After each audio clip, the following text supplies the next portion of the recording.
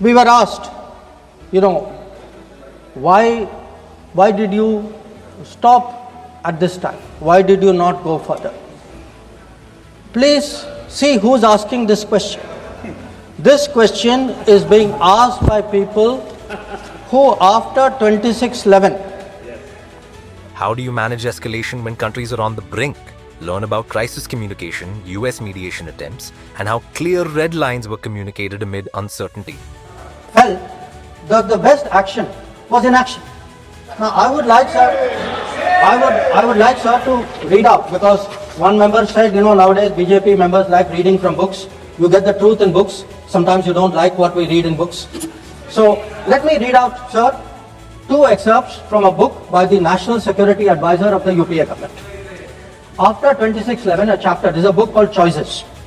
He says, on sober reflection and in hindsight, I now believe the decision not to retaliate militarily, but to concentrate on diplomatic, covert and other means was the right one for that time and place. This is what he says. But did he even do that? Because 26/11 happened in November of 2008. What was the reaction? The reaction of Sharm el-Sheikh. Was that diplomatic? Was it covert? Was it military? Now what did Sharm el-Sheikh do? In Sharm el-Sheikh, the then government and the Pakistani Prime Minister agreed terrorism is a main threat to both countries. Now, today, sir, people are saying, America is hyphenating you, Russia is hyphenating you. That is what I heard Deepinder Hudaji say. Hello, you are hyphenating yourself.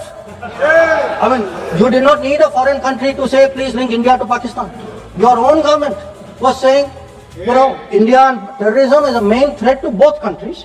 And then they said, terrorism should not be linked to the composite dialogue. And worst of all, they accepted a reference to Baluchistan in that. Now, here is a country reeling after 26/11. And you are equating Baluchistan and 26/11, what happened in Mumbai? And you are saying that the perpetrator and the victim have both got a problem.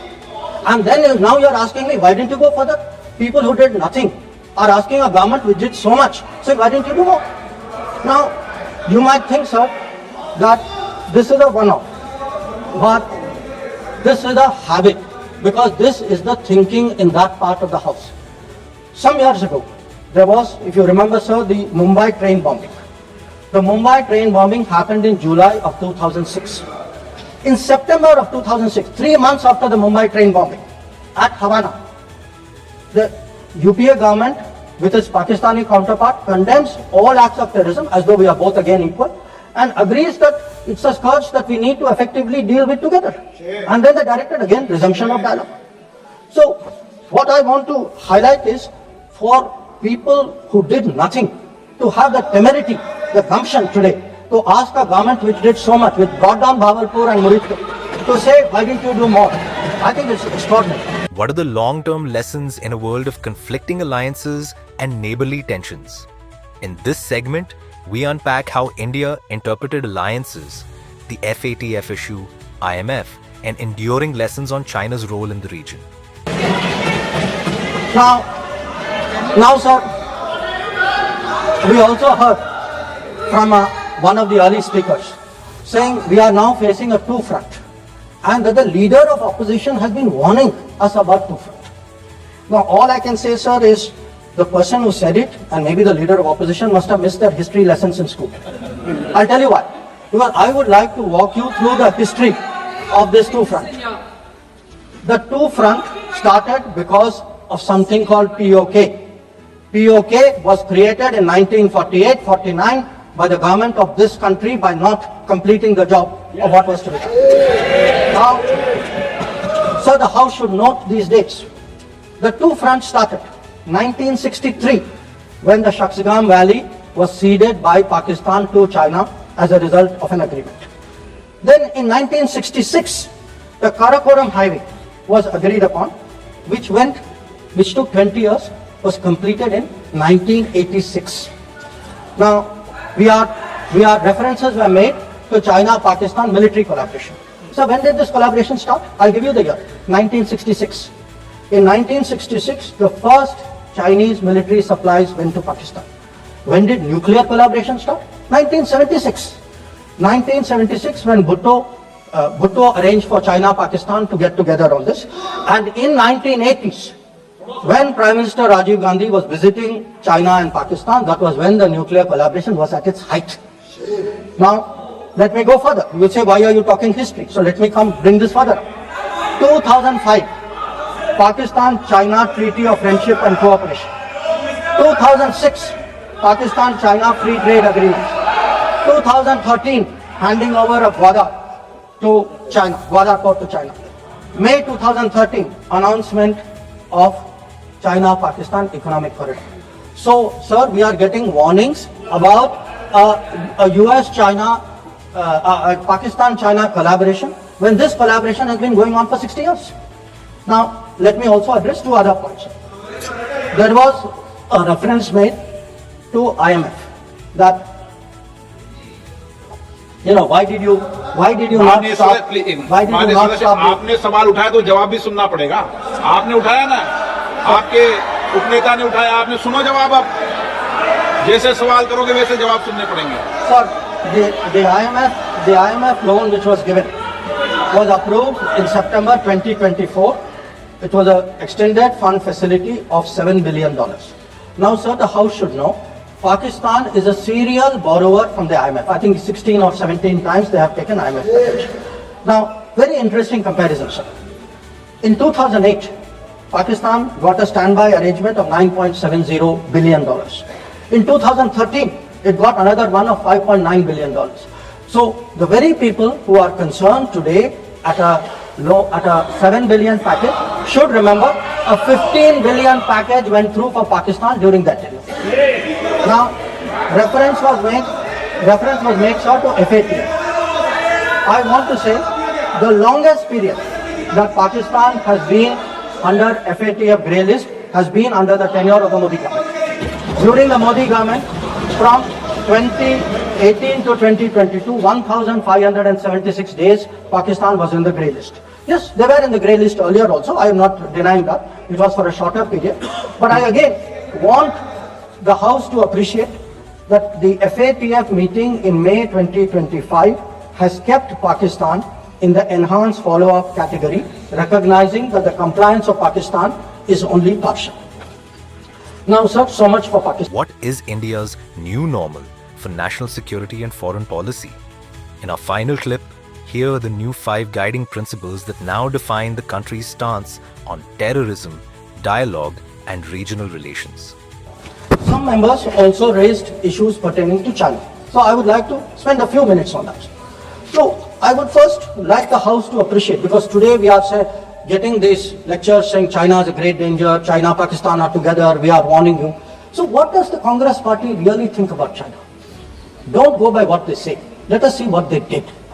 In 2005, China was designated as a strategic partner during Prime Minister Wen Jiabao's visit to India. Strategic partner. And there is a concept, very famous concept called Chindia, sir.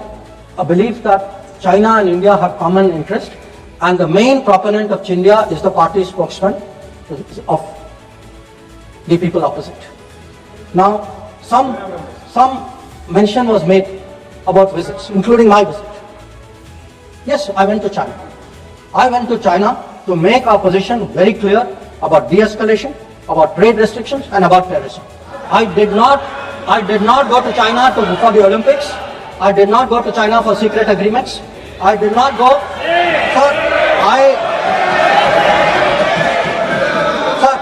for the House should know that people were watching Olympics when China was issuing stapled visas for people from Arunachal Pradesh and Jammu and Kashmir. This is the reality of China. Now, let me really tell you, sir, how is the relationship with China. Some years ago,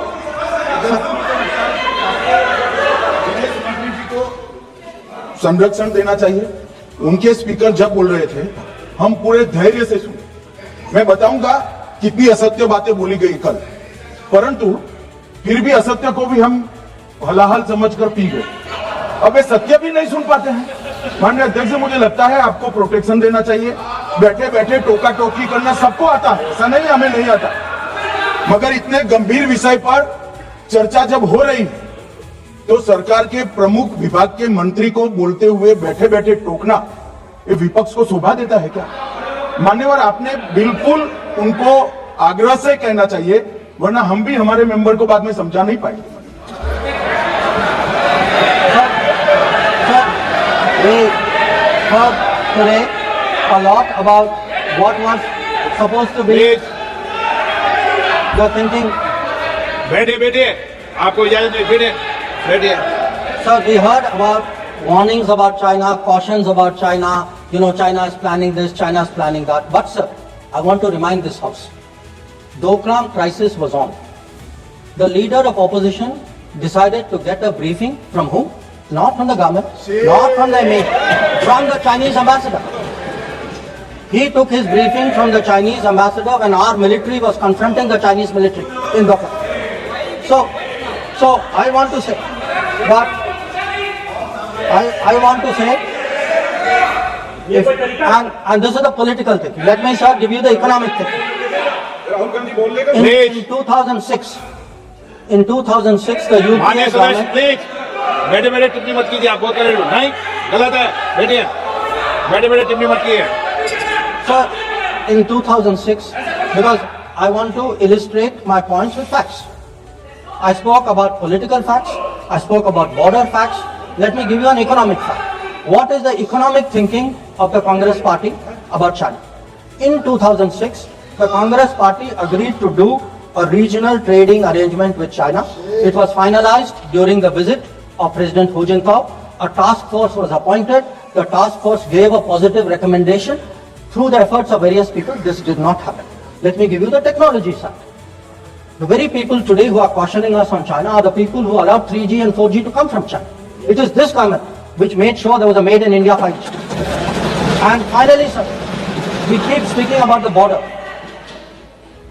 The border, if today, whether it is the border with Pakistan, whether it is the border with China or any other border, if our military is today able to stand its ground, the kind of massive deployment that we saw on the China border after 2020, it is because our border infrastructure budget has gone up 4 times. Our tunneling, our road building, our bridging has doubled or tripled. And this is a far cry from the period when the thinking was, let's not develop the border because then the Chinese cannot come. We had 60 years of neglect of the border. Today, in the last 10 years, that neglect has been reversed. There is still a lot of work to be done. So I think people need to understand. And it's not just in India, sir. We have just come back from Maldives. When I hear comments about foreign policy, day before yesterday, the Prime Minister was the guest of honor at the Independence Day of Maldives. This is the country which during their time forced an Indian company to leave an airport. That country today has invited India to build 2 new airports. Look at Sri Lanka. If the Hambantota port was built between 2005 and 2008, and at that time it was actually justified as saying that it has no impact on India's interest. So I want, sir, the House to appreciate that the people who are today claiming to be custodians of national security thinking, who say that they are giving warnings, let us look at the record, let us see what they did when they were in office. But now allow me to come back to Operation Sindhu. So I want, sir, to conclude by saying this. The challenge of cross-border terrorism continues, but Operation Sindhu marks a new phase. There is now a new normal. The new normal has 5 points. 1, terrorists will not be treated as proxies. 2, cross-border terrorism will get an appropriate response. 3, terror and talks are not possible together. There will only be talks on terror. 4, not yielding to nuclear blackmail.